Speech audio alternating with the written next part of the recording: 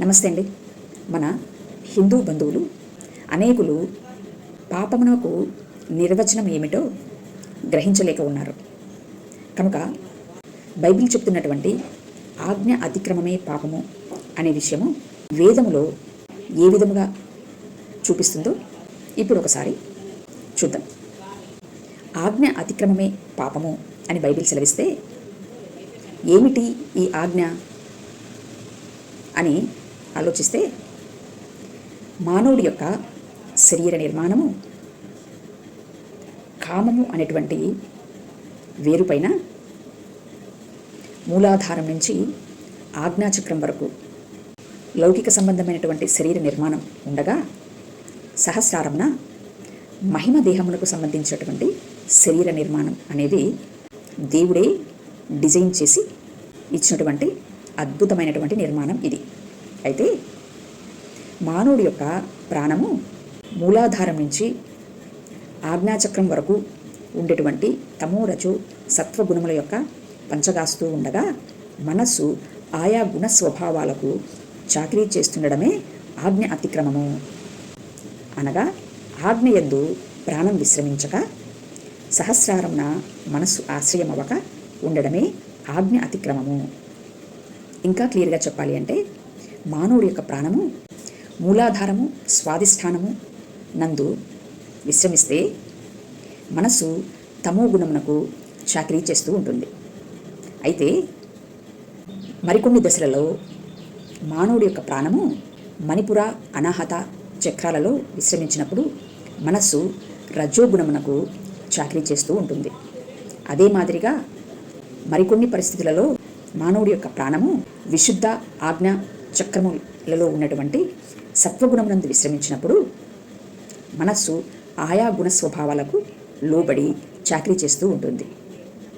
కనుక భగవద్గీతలో 18వ అధ్యాయం 66వ శ్లోకం ఏం చెప్తుందంటే, సర్వధర్మాన్ని పరిత్యజించి, అనగా తమోగుణమును రజోగుణము సత్వగుణమును సైతం దాటి సంపూర్ణ శరణాగతి కోరినప్పుడు, అనగా ప్రాణము ఆజ్ఞయందు విశ్రమించినప్పుడు, అప్పుడు ఖాళీ అయినటువంటి మనస్సుకు, చీకటిలో ఉండేటువంటి మనస్సుకు, మృత్యువులో ఉన్నటువంటి మనస్సుకు అక్కడ దేవుని యొక్క కృప ద్వారా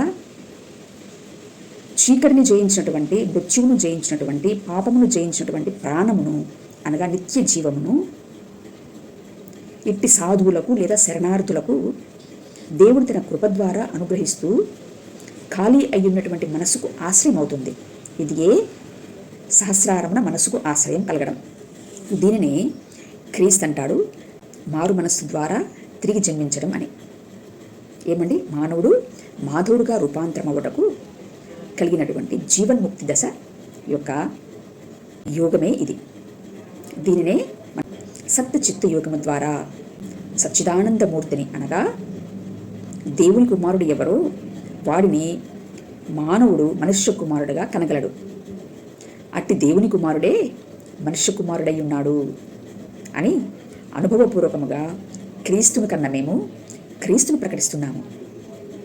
కారణం, నీలో మర్మమయ్యున్నటువంటి జ్ఞానము మేలుకుంటే గాని నీకు నీలో ఉండేటువంటి చీకటిని లేదా పాపము గురించి తెలియచెప్పలేదు. నీకు అట్టి జ్ఞానం నిద్ర మేల్కోవాలి అంటే క్రీస్తు గురించినటువంటి మాటను విశ్వాసముతో శ్రవణ మనన నిధిధ్యాస చేయడం వలన ఆత్మసాక్షాత్కారం కలుగుతుంది. కారణం, ఆ వాక్యము చెవుల గుండా నీ యొక్క హృదయంలోకి ప్రవేశించి ప్రాణాత్మ మూలుగులను విభజించినంత మట్టుకు దూరుచు నీ లోపల ఉన్నటువంటి పాపమును లేదా చీకటిని నిద్ర లేపగలుగుతుంది. దీనినే కుండలిని శక్తి అవేకన్ అయ్యేటువంటి ప్రక్రియ. పతంజలి యోగశాస్త్రం అంతా దీని గురించి ఉన్నది సుమా. పాపము అనేటువంటి మాటకు అర్థం నీలో ఉండేటువంటి చీకటియే, నీలో ఉండేటువంటి కుండలిని శక్తి అవేకన్ అయ్యేటువంటి క్షణమే, నీలో ఉండేటువంటి పాము పడగ విప్పేటువంటి స్థితియే. ఇది ఏ మృత్యువు, మృత్యువులో నీవు ఉండడమే. ఇట్టి క్షణములో దేవుడు తన ప్రాణమును అనుగ్రహించుటకు తన అవతారం ఏమయ్యున్నదో, ఏ విధముగా మానవుడిని పంచభూతాలు అనేటువంటి కొమ్మ నుంచి తీసి పరిశుద్ధాత్మ శక్తి అనేటువంటి కొమ్మతో అంటుగట్టబడుచున్నాడో అనుభవపూర్వకముగా కన్నవారం అవుతాము. కనుక అంత సులభంగా ఈ మా మాటలను త్రోసేయక నిదానించి ఆలోచించగలరని సత్యాన్ని అన్వేషించేటువంటి వారికి విజ్ఞప్తి. Thank you. నమస్తే.